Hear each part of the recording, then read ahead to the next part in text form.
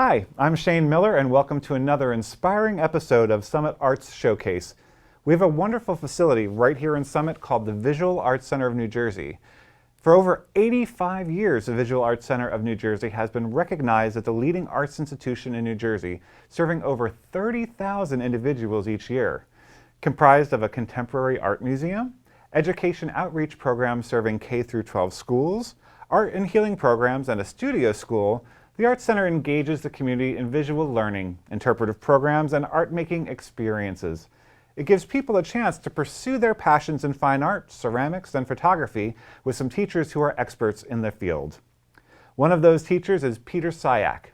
Peter specializes in a very special type of pottery called raku. Its combination of special glazes and a unique firing method was first developed in Japan, but has since become adopted here in the United States. The results are incredible. Peter is one of a small number of artists that practices this special technique in the U.S.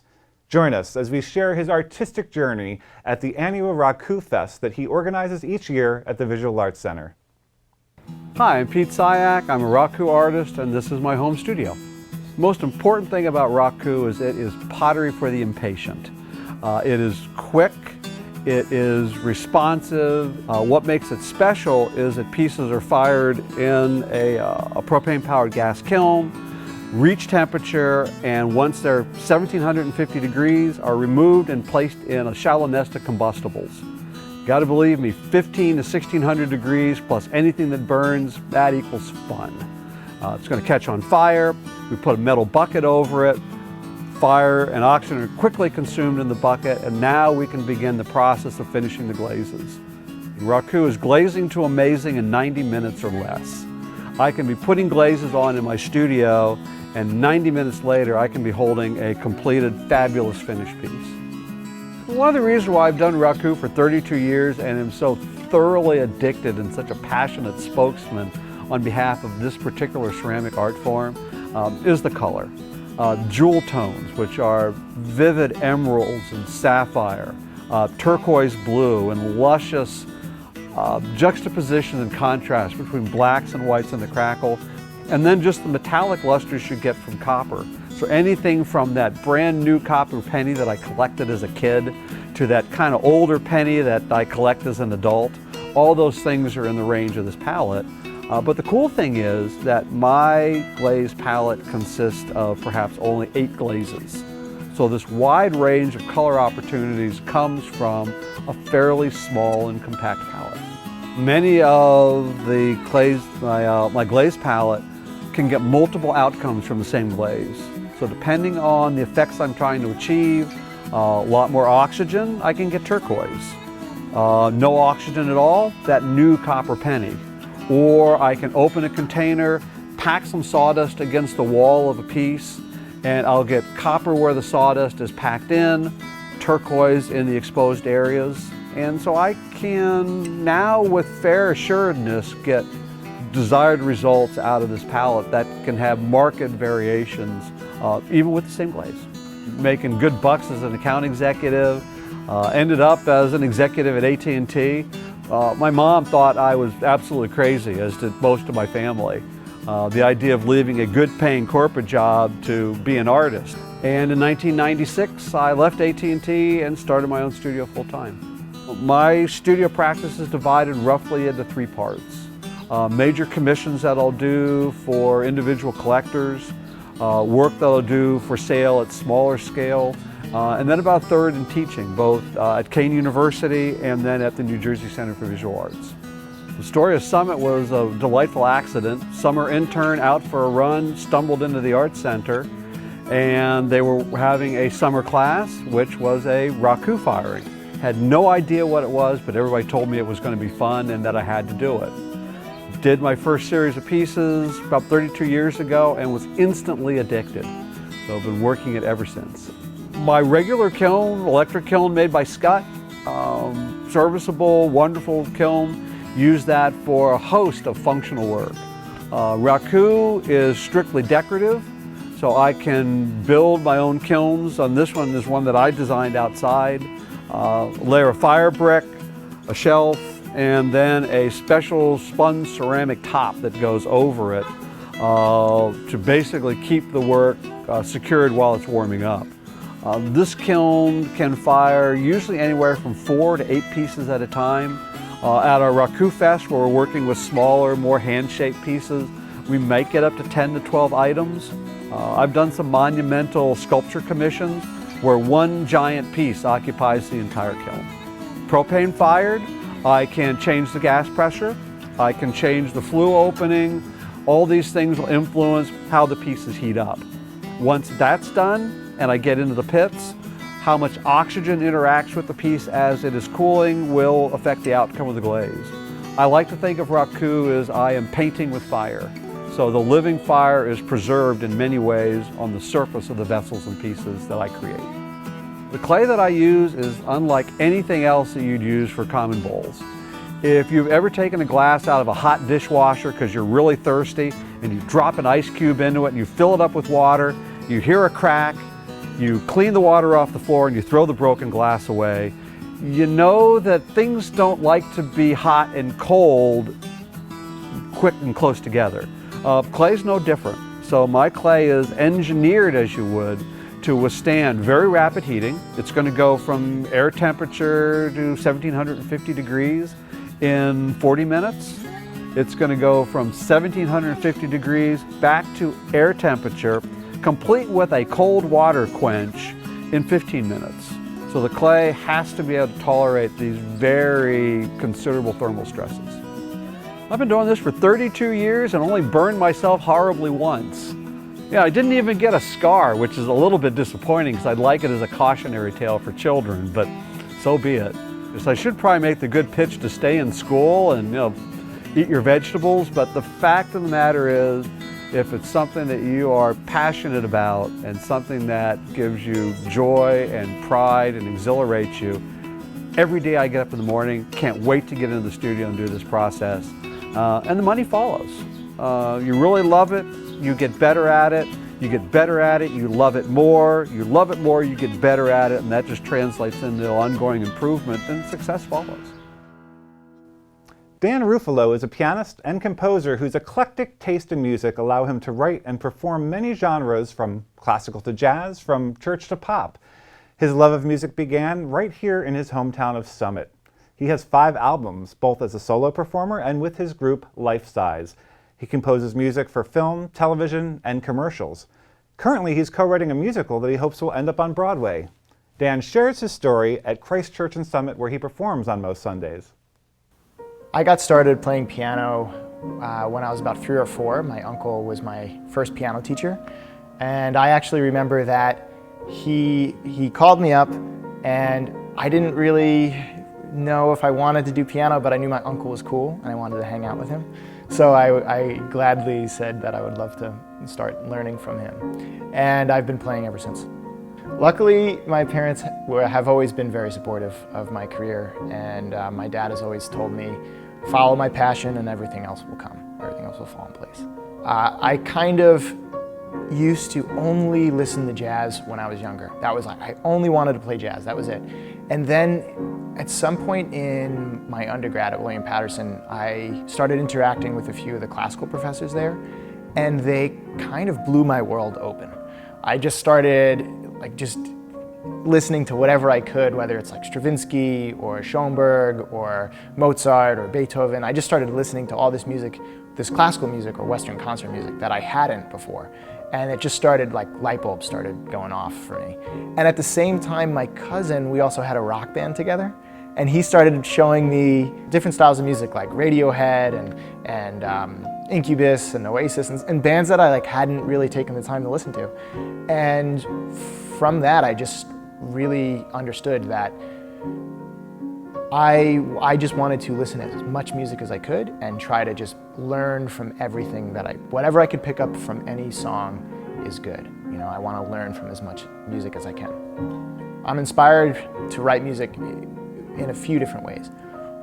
The way that happens the least, but is maybe the most rewarding, is when I just sit down and a whole piece comes out. I just sit down and the first thing that happens is a song. And I don't really know where that comes from. And I just kind of let it happen. And I make a practice to sit behind pianos as often as I can with really no agenda, and often that's what comes of it. And of course what I do is I have my phone now where I have a voice memos option, and I just let that roll. I'm gonna listen back to all the voice memos that I've left myself because I have a lot of unfinished songs there. And I'm going to record an album with my trio, with my jazz trio. And I'm gonna call it something like Songs from Another Time, or it's like notes to myself. A lot of my music when I'm playing solo piano is very improvisational, and I kind of don't always fully formulate my ideas on purpose. And I sort of let the performance lead me where I'm gonna go. And when I'm writing for jazz musicians, I write pretty specifically, but I also love to leave room for them. And then when I'm writing for string orchestras or classical musicians, I love to sort of really get into the nitty-gritty music theory, like really get into the process of taking a musical idea or a musical motive and finding all the different ways I can manipulate it, and like really following in the footsteps of, dare I say, someone like Brahms, where he's like taking a motive and really getting the most of it that he can. For myself, I write a lot for films and also do some commercial work. And I am at the point where I'm managing the final mix of everything. I am sometimes doing dialogue editing and VO editing, and I'm able to record like a full orchestra in my apartment, essentially. With film scoring, one of my favorite parts is that I'm always challenged by the director to create the music that fits their vision and is also artistically satisfying for myself. And I think that's one of the reasons why I love it so much, is I get to write music that serves a purpose and also can be one of any genres. Like a director might want something that sounds like rock, or something that sounds more classical, or something that's just eerie vibes. And that's a challenge that I love and really draws me to do that. So I'm currently writing a musical, and I've been working on it for 2 years. The musical is called A Beat in June, and it's about a writer whose characters come to life. She hallucinates her characters coming to life. And I never thought I would write a musical. What wound up happening was I met my co-writer, Misha Ip. We were actually teaching a class together, and we just wound up being so on the same page creatively that we wanted to see if we could create some art together. And she's an actor, screenwriter, playwright, and I'm a musician, so naturally when you put those two together, you get a musical. We're at the point now where we are gearing up for our 29-hour reading, which is an event where you have 29 hours with each of the actors to go from start to finish of the whole musical. So we're going to rehearse and then put on a performance. But as of right now, it's fully written. The first draft is done, and we're really excited to see how it turns out. As of right now, there are 14 songs in the musical, and it's pretty unique in that it's more of a play and a musical smushed together. And it's not quite a play with music, and it's not quite a play, and it's not quite a musical. It's kind of a combination of all those things. And there's going to be a lot of underscoring as well as traditional numbers.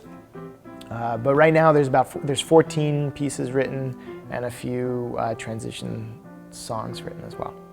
The advice that I would give to younger people or younger musicians thinking about heading into music as their field, I like to say this phrase: you have to put your blinders on. You have to put your head down and work as hard as you can, and don't worry about what anybody else says. Having said that, it's also really good to listen to what other people have to say. So I think there's a certain aspect of being true to your art, being honest, creating work that you love. And then there's also the more practical side of things.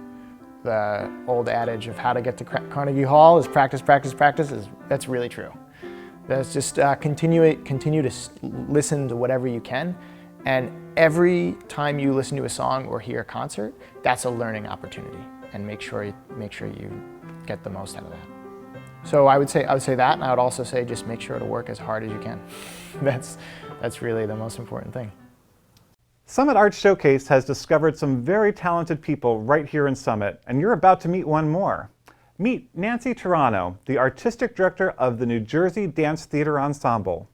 New Jersey Dance Theater Ensemble provides artistic excellence in pre-professional dance education and performances with forward-thinking programming that empowers dancers. Nancy's connection to the dance theater goes back to when she was an aspiring dancer growing up in the suburbs of New Jersey. Her journey has taken her around the world, but now she's back with the dance theater, the place where she first studied. Now, as artistic director, she uses her expertise as a performer and a teacher to train professional dancers of the future.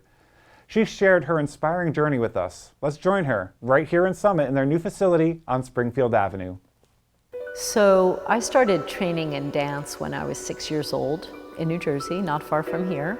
And when I was 9 years old, my teacher took me to take a master class with the then New Jersey Dance Theater Guild. And it was with the ballet master Alfredo Corvino, and Alfredo Corvino was the founding director of this school, New Jersey Dance Theater Ensemble. And I auditioned, and I was accepted into this professional children's company. So when I was around 17, 18, getting ready, to make a thought about college or what you're going to do next with your life, I made the decision that I wanted to go on and dance. So my friend drove me up to Westchester in her car, and I had one chance to audition for a college, a conservatory for dance, and the letter came in the mail. It said, "You got in." And I was thrilled. I was just thrilled. In my senior year of college at Purchase, my teacher from American Ballet Theater advised that I go into New York City and go for this audition at Ballet Hispanico. And she told me exactly what to wear, what to do. And so I went to New York and I auditioned, and it was my first audition, and I got the job. And I was absolutely shocked. So then I stayed with Ballet Hispanico for over 13 years in total. It was a fantastic first job, which taught me so much about being a professional, being an artist. Firstly, as a dancer, we got to tour the world and so many countries and perform great works.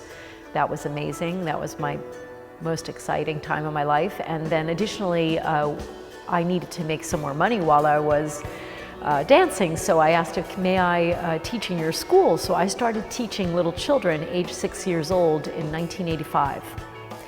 That has proven to be something that also added to my suitcase of information as an artist. And then also I became the rehearsal director for the company and would assist the director in making schedules and doing anything that I could do. I just loved what I was doing, and I wanted to learn everything about it.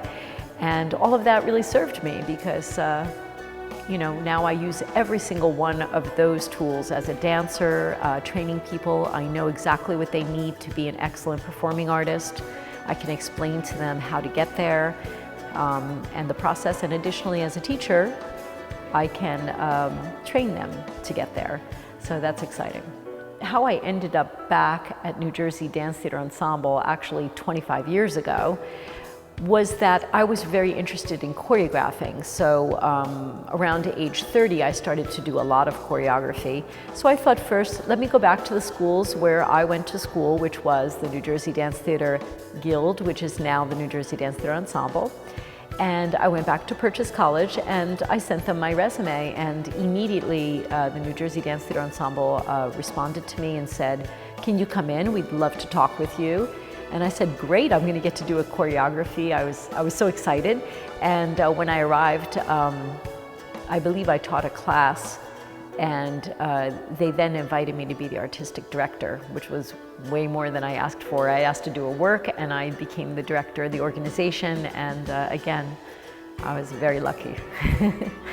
And then I realized, oh my goodness, when I took over, we were in a school gymnasium in a high school with basketball courts, and we were dancing on this gym floor, and I was thrilled to do it.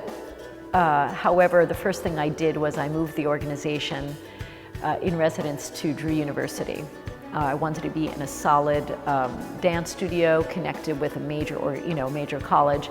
So we were there for 20 years, and it's been interesting to watch the evolution of the organization go from two levels, 1 day a week on Sunday, to what we have here now. The reason why I am so committed here, it's very hard to find an organization, a dance education organization as ours, New Jersey Dance Theater Ensemble. And once we got our home in Summit, my whole goal was to really be able to bring the highest level dance education to the area and give these young talented dancers from the state of New Jersey and the local area the opportunity that they could also achieve their dream, like I had that opportunity because I had a ballet master who stepped into my life and changed the course of my entire life. So here we are. My philosophy as an educator, as a director, in dance education is to look beyond the person that you see in front of you and to really look deeply inside of them and further feel their energy. Because each individual that you're working with, each dancer, is unique. And that's a beautiful thing if you can be able to feel what it is they need and you can encourage them and or be strong when needed to push them further than they think they can go. So I think it's very important that not only you training the physical anatomy, the dancer, but you're really getting into the soul of the individual and the spirit and finding what is it that motivates that person to really achieve their best, because many of them are super talented. It's a hard field to get up and physically jump every day and physically achieve these different things. So I think we have to be motivators. We have to encourage them. We need to tell them to get up when they sit down and to actually create a discipline inside of them that they can start to do that for themselves. It's a training method, and that we create a home for them. So what I would say to young people is follow your heart. I know that sounds very cliche, but I followed my heart and I continue to follow my heart. And like, for example, this building, you know, you wouldn't think that an artist can get such a large and beautiful building just for dance. And people were saying, how are you going to do that? Well, I didn't know how I was going to do that because my background's in the arts. I'm not a business individual first. And I follow my heart. So I think always follow your intuitive self and your dreams. And if you step through the door and actually take a step in the direction of your dream, I do believe the universe will conspire to support you to achieve your goals. That's our show. It was Ralph Waldo Emerson who said, "Every artist was first an amateur." Once again, we have found some very talented folks right here in Summit, from professional to amateur, and hopefully they will inspire you to pursue the artist in yourself. Thanks again to our friends at the Summit Area Public Foundation for underwriting our show, and the people at the Visual Arts Center of New Jersey, the New Jersey Dance Theater Ensemble, and Christ Church. Watch for another episode of Summit Arts Showcase, where we'll introduce you to more of your neighbors who are following their artistic dreams. I'm Shane Miller. Thanks for watching.